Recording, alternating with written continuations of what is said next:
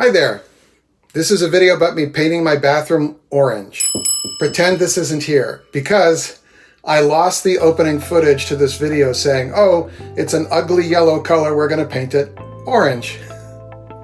So the first footage I have is me cutting in the walls, and I don't use tape in the corners when I cut, so I wanted to shoot a bunch of footage and show you how I do it by hand.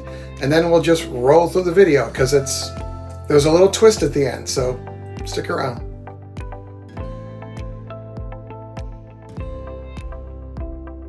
Less paint is usually better when you're cutting between the wall and the ceiling.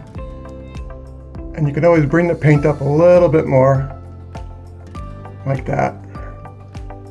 But this is such an irregular ceiling that this works very well here. Super wide lens for a very narrow room. I've got this all cut. I'm starting to paint, and I'm not loving the color. I have painted orange for clients before, and it looks a lot different when it dries. So that's what I'm telling myself, just let it dry. So we're gonna put this up. You don't need to watch me paint. You know it. Done. Okay. So it's orange. This is really orange. You like it? I like orange. This is too much orange. I think you called it circus orange yesterday. It looks like Minute Maid orange to me. So I'm thinking maybe two walls of bright white and one wall, an accent wall, as orange. So that'll warm up the space, but we'll still have white and not feeling like I'm in a bad circus movie here. So painting an orange wall white involves a little bit of work. So I'm going to show you how to do that now. Ready? Yeah. Here we go. Hey there. I let this all dry overnight, thinking about it. There's way too much of it here. This wall and this wall are going to go back to white. Did we already talk about this? This is going to, I don't know if I like this color or not. You should always do 2 coats of a top coat. Those paints that are like 1 coat and done, I just don't believe it. If you see here, do you see the difference? You know, there's some places that are missed. If you're brushing here, I can clearly see that the roller didn't hit everything here. It's a darker color here. Here, there's some missing paint again. So unless you're like the Michelangelo of the 1 coat roller, just do 2 coats. And it makes the color pop. It really makes a difference. And you've cut the whole thing already. You know, you've cut the edges. All you gotta do is roll this thing again. Rolling it is the fastest part of painting. I'm running the bathroom fan, which is key. Ventilation is key, okay? For stuff like this, where the roller won't fit in here, you have the mini roller, which I love. This will go in here. Well, let me just show you, okay? See, that can slip behind the pipe and does a really nice job. I forgot to say, consider wearing an organic vapor mask too. I mean, this stuff, especially in a closed space, even with the fan on, if you start to get a headache, that's a sign that you should have one of these on. So when you have a red or orange or blue or green or purple wall and you want to paint it white, if you just put white paint on here, you're going to get orange coming through. You need to use what's called it's called a blocking primer. And I happen to have one right here. So this is a popular brand, and not paying me to say that, but this is latex based. They make an oil based one too. Use that for outdoors. Again, it's a wicked headache. It's a shellac based. This has a blocking primer in it and a gray tint. I don't know if you can see that, but it says right there, it's gray. And that's a key thing, because what you're doing here is you're trying to keep the orange pigment from coming through. If you use a white blocking primer, yeah, it'll work pretty good. But this, the fact that it's gray, it stops even more of the tint from coming through. It actually works, because I've actually taken white primer and tinted it gray to do the same thing. So I'm talking a lot. Let's just put this on.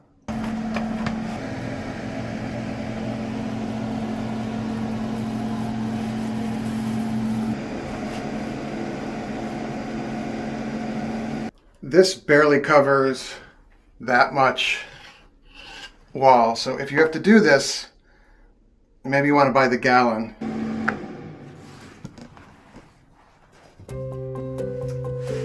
This color is starting to grow on me. Well, I think one wall of it is going to be quite nice. I did a second coat. I don't know if you can see in the camera just how much more uniform that is. Did that look weird in the camera? No, but a double coat, 2 coats, whatever you want to call it, makes all the difference. And then you let it dry down, and the color really does change. And oh, hello. All right, so I'm going to cut all this. Let me show you a little trick I have. If you get the mini rollers that have the little plastic end cap or button, this, you can sometimes do a cheater cut in where the gray is going to meet the orange. I'm going to run this up the edge and see if this will cut the line for us rather than the brush. I'll just do it and you can watch. How's that?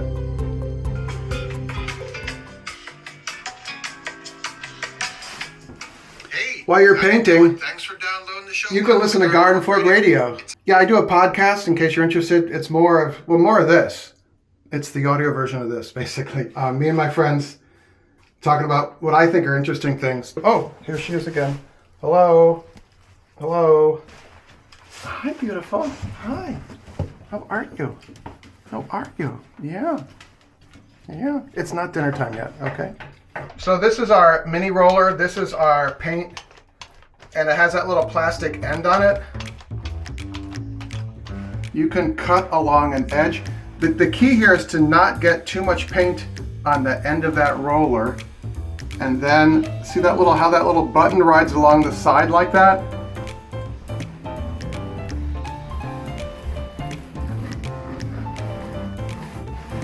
And then you could go in with a brush and just do the little part. Or you could just cut a very thin line with the brush and then run this over it. It saves a lot of time, especially when you're matching the ceiling and the wall. Don't buy the cheap ones, okay? You get what you pay for at rollers.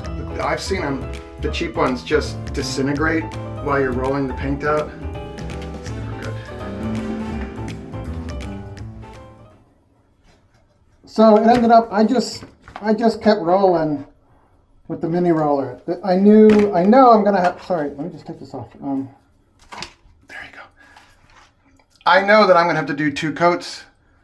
The white is not gonna cover the gray primer undercoat.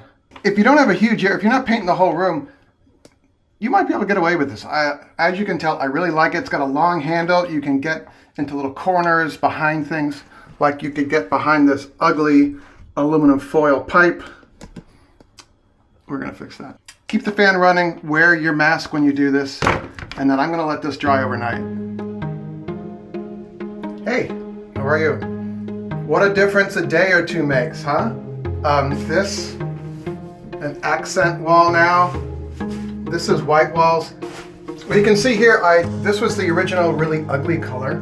Then I made it orange here, and then we decided, well, I decided and you helped, that I wanted to make it white, so I had to coat it with a gray tinted stain blocking primer, and so it got kind of gray. And I got a gallon of this because this is a high quality semi-gloss. They're not paying me to say that. So I can use that to do trim work in any of the rooms. If I want to do another bathroom, if I want to paint shelves white, I already have some shelves I did some shelves, I'll show you.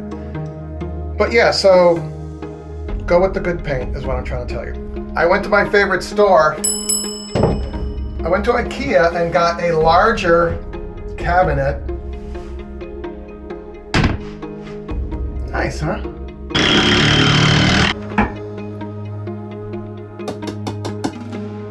I moved the shelf up and put this cabinet, there's another IKEA cabinet, down here. I got this one used, has the mirror front like the other one, and I used the spray frost, you know, the can of spray frost. We've done some videos about that.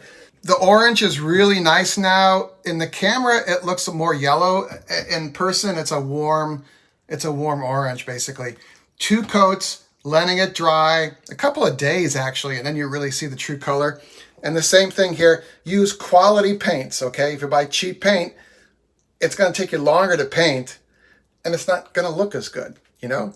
So there should be a video floating right here. Maybe some really interesting me painting something, or I don't know, whatever the algorithm wants you to watch that includes me is there, I hope. All right, see you next vid.